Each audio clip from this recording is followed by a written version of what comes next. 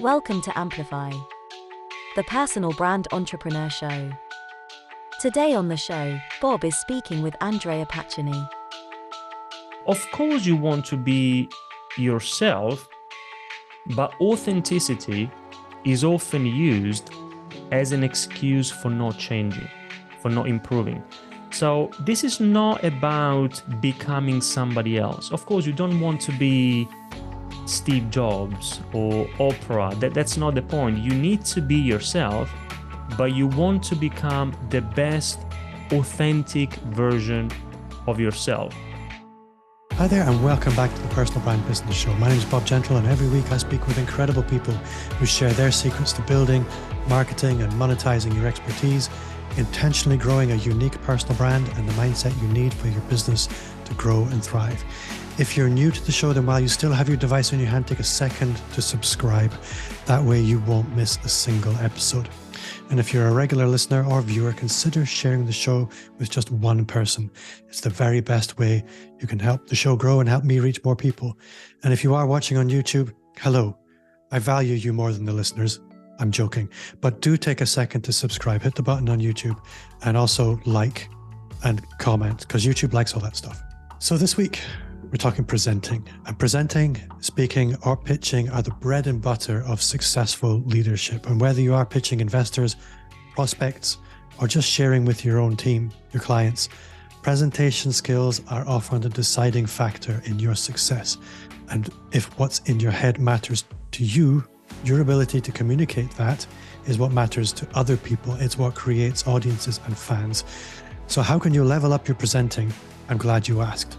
And here to help me answer that is Andrea Paccini, author of The Confident Presenter. Andrea, welcome to the show. Thank you, Bob. Thank you very much. I'm looking forward to this conversation. First off, podcaster, rookie mistake. Did I get your name right? Because I forgot to confirm it. You did. You know what? Many people ask me because when I moved to the UK, Andrea, as I understand, is not a typical name for guys, and so I'm used to even receiving emails like "Dear Mrs. Pacini," so it's okay. No, you pronounced it well. Thank you very much, Bob. Andrea, then. Andrea, welcome to the show. So I have a lot of questions. You have a book coming out, The Confident Presenter. I've been lucky enough to have a good bit of time with it, and I have lots of questions. And I think this topic is very relevant for me right now. Anybody who knows me knows this. And I think it's going to hit home with a lot of listeners and viewers. But for those people meeting you for the first time, can you maybe just start by telling us a little bit about who you are, where you are, and what an ordinary day looks like? What do you actually do? Sure. I'm the head of a company called Ideas on Stage UK. I'm in London, and I'm a presentation coach. And Bob, the reason why I'm so passionate about presentation skills, public speaking, is because when I was a little kid growing up in Italy, I grew up in a family of very small business owners. My parents have always been running their own very small business together. They still do. And so as a kid, I saw the challenges because raising 4 kids while trying to run a business is not easy. But I also saw in them their spark, their entrepreneurial mindset, their proactive approach to life. And so that's why I always wanted to be an entrepreneur, to run my own thing. Now, in reality, I don't know about you, Bob. For me, that remained a dream for a long time because before doing what I do now, I tried many things. I started many projects. All of them failed. But it was useful because in that process, what I realized was that there are so many great ideas that fail, not because of the ideas themselves, but just because of the way we present them. And that's why, to cut it short, then I started my own journey towards learning effective communication. And then eventually, that's why I became a presentation coach. That's why, Bob, my mission is to stop great ideas from failing just because of the way we present them. My mission is to help hundreds of thousands of business leaders share their message so they can grow their business, increase their influence, and make a positive impact in the world. I think you really hit the nail on the head for me that a great idea is a great idea. But if that great idea doesn't reach the people who need it, then it's not a business. And therein lies the problem. A lot of people have great ideas and they can achieve a level of success with those great ideas.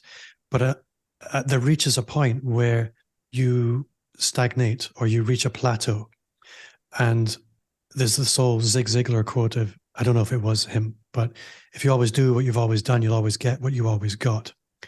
And if you want to level up, something has to change. And a lot of the time, this is going to be how you communicate. It's not necessarily what you do, but it's how you tell the story about that and who you tell the story to. That has to change. It has to change both in terms of scale. It has to change in terms of the confidence, the number of people that you reach, and the people that you reach. If you want to make more money, is another Zig Ziglar quote. If you want to make more money, you need to solve bigger problems. Or the more people you can help have what they want, the more you can have what you want. I can't remember what it was. But at the end of the day, we're talking about your ability to communicate is what will dictate your success. Two people can have exactly the same product. The one who can communicate better is going to win. And that's why I was really excited to speak to you about the book. So for the listener who hasn't had any time to read the book is coming out. What's the date? July the 18th. So if you're listening to this, it's either going to be just before or just after that date. So you can either pre-order on Amazon or you can get a copy. We're going to spend a lot about what's in the book, but for the listener, what's the basic premise of the book? What can they expect? Let's get that out of the way and then we can play. The basic premise is that there's a bit of a misunderstanding. So the title of the book is Confident Presenter. And if we talk about confidence in presenting, a lot of people immediately assume that we are talking about your delivery skills. So things like eye contact, body language, gestures, posture, the way you use your voice. Whereas my book is not about that. And there is a reason for that. Now, these things are important. We do work on these things when we work with our clients, but your delivery skills are not the most important factor. In my experience, Bob, 80% of your confidence comes from two things. Number one, preparation and familiarity. A couple of weeks ago, I was watching a video on Instagram where Kobe Bryant was giving an interview. And one of the questions was, how is it possible that you look so confident when you are on the court? And he says to the interviewer, well, the reason why you see me so confident is because when you see me doing certain things, I've done those things 1,000 times before. And he says, confidence comes from preparation. And he's right. If we think about public speaking, presenting is the same thing. It comes from preparation. It comes from familiarity. The more we do certain things, the more confident we become at doing those things. And it also comes from your ability to develop a compelling message. Without a story that resonates with the audience, without a message which is simple for the audience to understand, clear for them to follow, relevant to them, engaging, without that, it doesn't matter how good you are from a delivery perspective. So apart from a couple of chapters where I do talk about, for example, the importance of rehearsing, which is a delivery skill, I just have one chapter where we talk about presentation design, slide design, but 90% of the book is about your ability to craft a captivating message. So I'm going to confess something to you. I have a problem every time I think about, okay, I need to give a presentation. I want to do some public speaking. What am I going to talk about? And what unfolds is, let's say we were talking about the personal brand business. I would end up with the unified holistic theory of the personal brand business. It would be a metaphysical journey that would just blow your mind. It would be impossible to communicate, and I would become paralyzed by the scale of the project because I want to change somebody's life in one presentation. It makes perfect sense to me. I can see why this is really, really important, but this is not what's needed. So how do I go from the unified theory of everything to what I actually need to talk about today? How do I simplify that? How do I prioritize? How do I distill it down to what I actually need to present? Bob, this is what you've described is perhaps the biggest challenge, the biggest problem in communication, which is the curse of knowledge. which is our inability to imagine what it means not knowing what we know. It's our inability to put ourselves in the audience's shoes. And that happens because normally we're talking about, if you think about business owners, business leaders, people who are very good at what they do, they know their stuff, they have experience, they have expertise. And so they know so much about their subject, like in your case, personal branding, for example, they're so close to it that they think that everything is important. And so we think that we need to communicate everything. But we need to understand that if everything is important, then nothing is important for the audience. If everything is important, then nothing is. For example, if we think about writing, so you asked about how can I simplify my message? Now, if you think about writing, books, articles, blogs, emails, all experienced writers know that the secret to great writing is not in what they say. It's in what they don't say. The more they remove, the better the article, or the better the book, the better the email. And the same is true with our presentations. So, for example, I'll give you a practical tool that you, our listeners, can use if you want to simplify your message. Try to think about your next presentation. Try to summarize the core idea behind that presentation in maximum 70 words. That's it, 30 seconds. I can promise you, if you can communicate your message in that time, then you can communicate it in more time. If not, your message isn't simple enough. And if you get stuck, if you don't know what to say, then consider following this format. What, so what next? What, so what next? What does that mean, Bob? So first of all, we want to tell the audience the what. What's the key takeaway? What's the one thing they need to understand? What's the one thing they need to remember? What's the one thing they need to take away after your presentation? That's important, but it's not enough. That's another very common mistake. We often stay at the what level. The audience doesn't know something and we tell them something. Okay, but it's not enough. We need to go down. So what? That's the crucial question. So what? Why should they care? Why is your message important and relevant to them, to your audience? We need to tell them. And then what next? Okay, now that they care, now that they understand why this is important to them, what do you want them to do after your presentation? Or at least, what do you want them to think, to believe, to feel after your presentation? And that's one way you can simplify your message. Remember, you can create a paragraph, maximum 70 words, that follows this format. What, so what next? I saw that framework in the book and I really liked it. I love frameworks because it gives you something to just fill up. You're never starting with a blank page. And I think that's the problem that a lot of people have is creativity. It often stifles on a blank page. And once you have a framework like the what, and so what next, people can fill those blanks up quite easily. I guess another question I have is, you mentioned, no, you didn't mention it, but I certainly have experienced it. You can be very confident in some situations, put yourself in other situations, and suddenly the heart starts going. The stakes suddenly seem very high, and you really, really worry about what everyone thinks of you. And one of the things that you spoke about in the book was the idea of authenticity. And I really liked what you brought to that concept of authenticity, because it wasn't a perspective that I've seen before. Do you maybe want to speak to that a little bit? Sure. In the book, I talk about something it's just the way I look at it.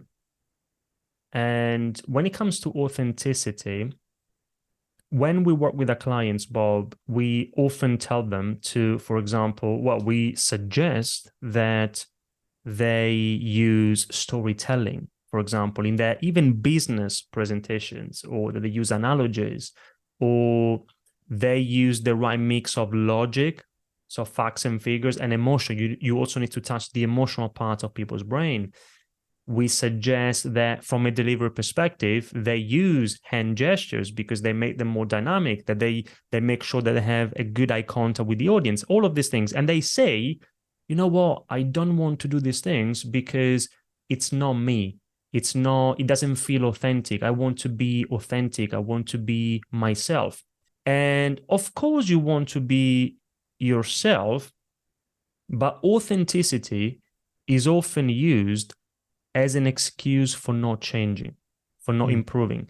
So this is not about becoming somebody else. Of course, you don't want to be Steve Jobs or Oprah. That's not the point. You need to be yourself, but you want to become the best authentic version of yourself. So, for example, if your friend's new baby, if you think that your friend's new baby is ugly, then would you tell them because you just want to be authentic and you just want to be yourself? That's what you think and that's what you say. No, right? You would say that the baby is beautiful. So there are situations where it's not really about being authentic. We were having exactly this conversation, Bob, a few days ago. I had the huge privilege of interviewing for our podcast, the Ideas on Stage podcast, Seth Godin. Just a few days ago, I interviewed Seth Godin. I saw that. And we were talking about authenticity. And he said, instead of focusing on authenticity, we should be focusing on being professional. Instead of being authentic, you want to be professional. Instead of authenticity, you want to pay attention to what works. And instead of authenticity, you want to pay attention to empathy, the empathy to imagine what story would resonate with the audience. That's how I look at things when it comes to authenticity. I think what I really liked in the book, and I agree with everything you said, but the idea that really arose for me was, on the one hand, acceptance, and on the other hand, the aspiration to be better. And I think when you bring the two together, that is an aspirational authenticity. I think one of the things that a lot of people are held back by is imposter syndrome. And there is no cure for imposter syndrome other than acceptance. But acceptance can often lead to fatalism. So it needs this flavor of, I can be better. And if you can blend those three elements together, then you have movement. And I think that's what I really liked about what you brought there. I agree, Bob. I agree 100%. I think, too many people use imposter syndrome as an excuse. And a lot of people will use ambition as an excuse, but actually it requires all of those elements. One of the things that I've experienced with speaking is it's not, I'm going to second guess myself a little bit, is the physiological response to being on stage or even in front of a small group of people sometimes. These days, it doesn't bother me so much. And I think that's kind of where we're probably going to end up going.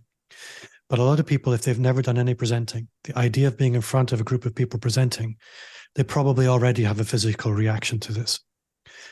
What do you say to that physical reaction, and what is the antidote? I think I know the answer, but let's see. I say that, first of all, if you, I'm talking to our listeners, Bob, if you have fear of public speaking, if you feel a bit of anxiety and nerves, then you are not alone. I don't know, you were talking about a quote from Zig Ziglar. Apparently, Mark Twain is supposed to have said, maybe never said it, but you never know with these quotes, but the quote makes a lot of sense. That he said that there are only two types of speakers, those who get nervous and those who are liars. So if somebody tells you, oh, I get up on stage, I speak in public, I feel nothing, I'm not 100% sure. Look, Bob, I'm a presentation coach. I speak in public all the time, every day. We help me and my colleagues, others do the same. But before a presentation, I always feel nervous. Of course, there are different levels of anxiety, but I always feel nervous before a presentation. So that's the first thing I would say. It's normal. Our brain, due to evolution, finds it very hard, if not impossible, to distinguish between a tiger attacking us and a group of people looking at us. So that's something that we need to understand. Now, what do we want to do in practice? First, I'll give you some small practical things we can do that can help, but that I can tell you already that they're not going to help unless we do one thing, and that's the most important thing. So a few practical things. One is drinking water. Now, when you get up on stage, you were talking about physiology. One of the physiological reactions is dry mouth. We often get a dry mouth. So if we drink water before a presentation, that helps. You can also have some water, like I've got here. Just in case it happens, I've got some water. Why not? Then movement. Movement is also very important. Before a presentation, we have a lot of surplus or excess energy, and we want to take it out. And the best way to do that is to move. So if you are waiting, for example, to be called at a conference or whatever your context is, rather than waiting on your seat, then if you can have a walk, even better, if you can walk outside a little bit, that helps. Movement, super powerful. Breathing is also very powerful. Something I always do before a presentation is this. I take just a few seconds to breathe in through my nose and I count to 4. And then I breathe out through my mouth and I count to 6. And when you breathe out, if you make it longer than when you breathe in, it helps you relax. It's also important that we breathe with our belly, not with our chest. A lot of people breathe with our chest. And that is useful if you do sport or when you panic. That's panic breathing. It's useful in certain situations, but not when you're speaking in public. So we need to learn to breathe with our belly if we want to relax. Another thing you can do is if it works for you, you can interact with the audience from the very beginning. If you include a moment of interaction with the audience right from the start, it puts the attention away from you as the presenter and back to the audience. So you see, there are many little things that we can do that will help. However, they're not going to help unless we rehearse. Confident presenters, great presenters always rehearse their presentations. And rehearsing doesn't mean that we need to think about what to say. A lot of people think that if they look at their slides and on each slide they think, okay, here I'm going to talk about this. Here I'm going to talk about that. That's not rehearsing. That's a practice session, which is important. It's not enough. Rehearsing means repeating your presentation out loud, not in your head, out loud from the very beginning to the very end without stopping, as if there is a real audience in front of you. And you want to do that enough times for you to be able to internalize your message. You don't have to memorize it, but you need to internalize it. You need to know exactly what to say and when. And the best way to overcome public speaking anxiety is to know what you're talking about. And the best way to know what you're talking about is to rehearse. I absolutely agree with you. I think that there is a truth that all of those things that you described will help. And I think I know a lot of speakers, presenters, speakers. Speaking is simply another form of presenting. I think there's the sliding scale from the corporate presentation all the way through to professional speakers and everything in between. And I know like a lot of professional speakers, and I've asked them about their process of preparing for a talk. And it's exactly as you described there. They'll spend probably a couple of months crafting the presentation. And then they'll spend a month in rehearsal rooms going through the talk in order that it is internalized. Obviously, like you described, they're not learning it like you would learn the lines for a play, but they're making it very natural. But I think for me, the key element, and for me, this was the biggest release, is everything's difficult until it's not. And there is only one way that you can get from something being difficult to something not being difficult, and it's by doing it. And I'll tell you a story. I worked in search and rescue for probably 15 years nearly. And I had finished all of that. And I'm looking at, okay, I need to start doing some video marketing. I was terrified. I was completely paralyzed. And I was paralyzed by that, the same way I'm honestly a little bit paralyzed by the idea of public speaking now. And I was talking to myself and thinking, hold on a moment. You were perfectly happy dangling under a helicopter, hanging by your fingernails off a cliff at 3 o'clock in the morning in a storm with a helicopter buzzing above and doing things that other people would find terrifying and actually kind of enjoying it. Why can't you make a YouTube video? And I realized the way that we train people in search and rescue is a process of gradual desensitization. We need to bring exactly the same thing to, for me, it was the idea of being on camera, now to public speaking. If something terrifies you, it's only terrifying because you haven't been acclimatized to it or desensitized to it. So in a speaking situation, yes, you can rehearse, but maybe you can start small. If you were going to be a professional tennis player, you're not going to start in the Grand Slam. You're going to start with local matches, or maybe just a lesson with some friends. And I think this is the thing, is if you want to be a great presenter, then you have to start just by being a garbage presenter. That's okay. But if you never allow yourself to be a garbage presenter and get a little bit better every time, you're never going to be a great presenter. I couldn't agree more, Bob. As they say, every great speaker was a bad speaker at first. In the book, I share an anecdote, which is something I found while doing my research for the book.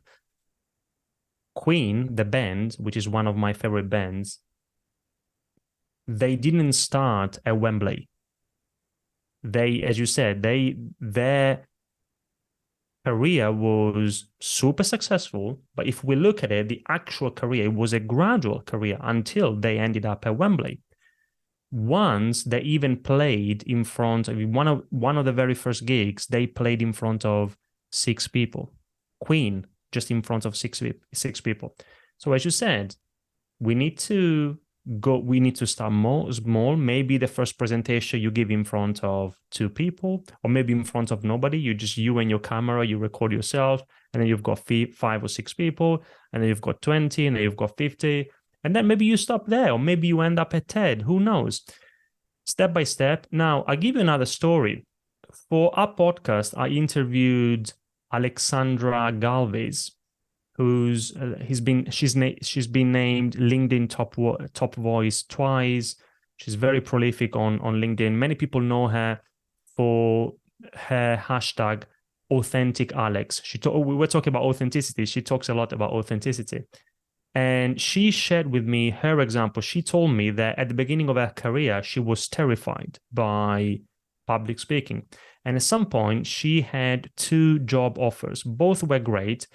The difference was that one role did not involve public speaking. And as you said, by the way, Bob, when I say public speaking, it doesn't have to be speaking at a conference. For me, I say public speaking. It could be in a business situation, communicating with your team. That's public speaking. So one role did not involve that. The other role did involve public speaking.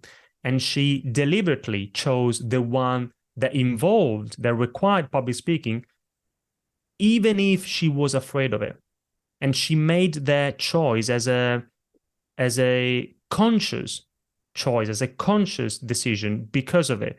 And the idea is that, of course, at the beginning it's difficult. Of course, we feel nervous. But if we make a conscious decision to do it anyway, despite the nerves, despite the anxiety, despite the challenges, if we make that decision enough times, then we will get to a point where it's much easier to do it and control the nerves and everything that come with it. And I think to bring it back to your book a little bit, because on the one hand, the listener could be forgiven for thinking Bob just thinks we need to do it enough until it's not scary. I believe that is true.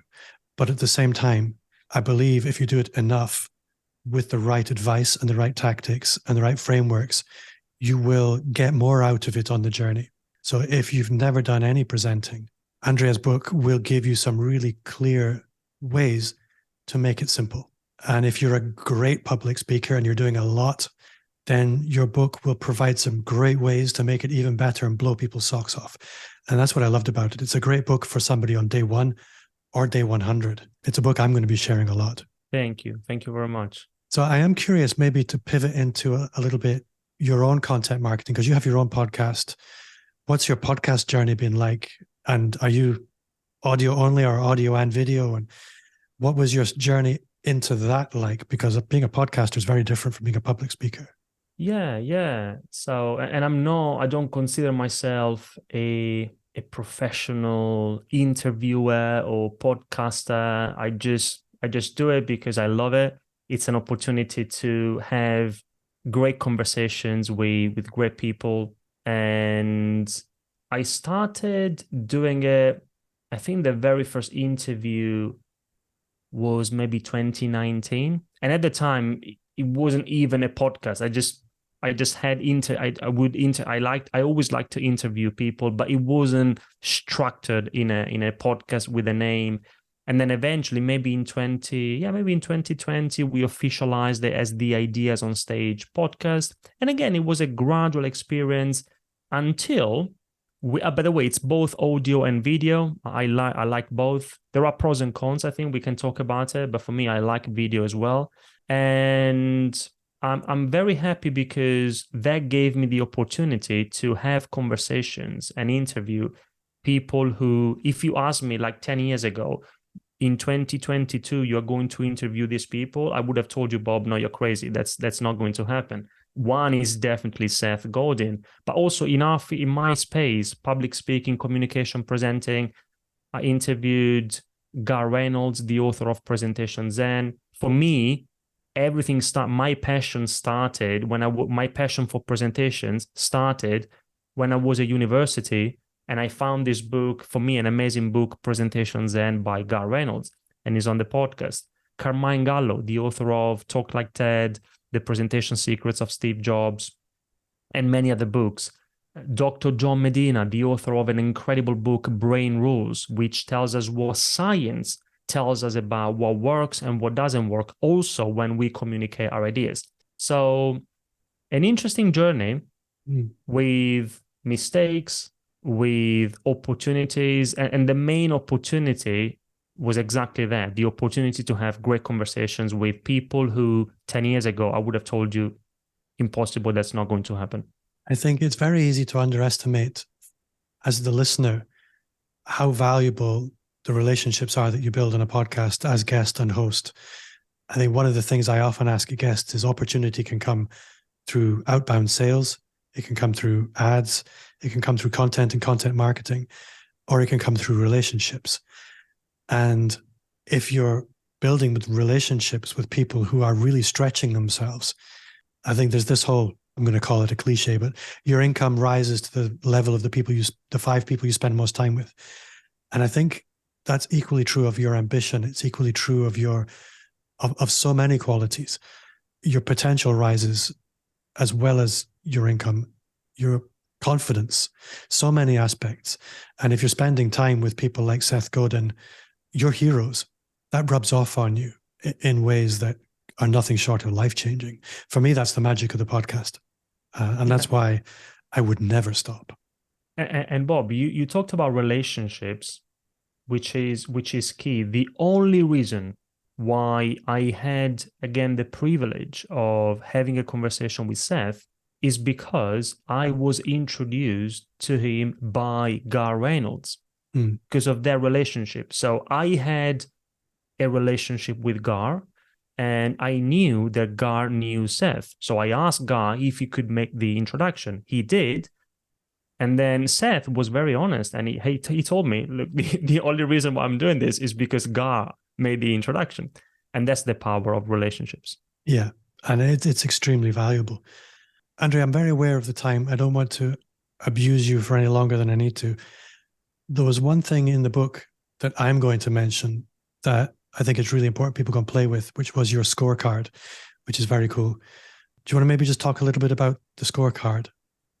Thank you. Yeah, we call it the Confident Presenter Scorecard. People can Google it also, Confident Presenter Scorecard. And it's a very simple tool. It's an online tool, free, which allows you to assess your current presentation skills against the key principles I cover in the book. In the book, I talk about the 5 key principles for powerful presentations. So in just 3 minutes, you just need to answer a few questions, very simple yes and no. And then it allows you to assess your presentation skills against these key principles. And what happens is you answer the questions, you get a score. The tool will tell you what that score means for you. And then it also suggests opportunities for improvement. So yeah, if people want to check it out, that's great. Everybody loves a blind spot. Andrea, you have been great fun. I think we're going to speak again. But for the moment, if people want to connect with you, if they want to go further with you, how would you like them to get in touch, other than buying the book? Yeah, thank you. The main thing would be LinkedIn. So I'm active. That's my favorite social media, if you want, or platform. LinkedIn. People can find me there with my Andrea Paccini. Our website is ideasonstage.com. So these are the two places. I will put a link to that in the show notes. And I must not forget, I generally never forget this. I did forget once recently. What's one thing you do now that you wish you'd started 5 years ago? I think it's what we've just done, Bob, like having conversations, not for my podcast, but having conversations with great people like you for great podcasts. I think that guest podcasting is also very interesting and useful in many ways. It brings lots of benefits as well, on top of the main thing, which is, again, being able to build relationships with great people, have meaningful conversations. This is not, for example, the first conversation I have as a guest. I've had many conversations like this, but I don't think I started doing it 5 years ago. So perhaps if I could go back, I would start doing this guest podcasting a bit earlier. Yeah, I agree with you. I think podcast guesting, I've discovered, and I haven't done all that much of it. If anybody has a podcast and they're listening, hit me up. I'm wide open. But something I found was at the beginning, it was like we described earlier, is the unified theory of everything. How do I get this across? It's so important to be able to get your talking points down and get to the point where you can be succinct and to the point and bring value. It's a wonderful thing. And being a podcast guest on a regular basis is a great way to hone that. And I can see you've been a guest before. You're really, really good at it. Andrea, you have been great fun. I am really grateful for your time today. For you, the listener at home, that does bring us to the end of another episode. Thank you to you for listening. And if you have enjoyed the show, then I would gently encourage you to leave a 5-star review. That's 5 like the fingers on your hand, wherever you listen to podcasts. If you did enjoy the show, then you will also love the Personal Brand Business Roadmap. It's everything you need to start, scale, or fix your business, and it's 100% free as a gift from me. It's 50 pages. Just click the link on the show notes or just visit amplifyme.agency/roadmap. Andrea, thanks for your time, and you at home, see you next week. Thank you, Bob.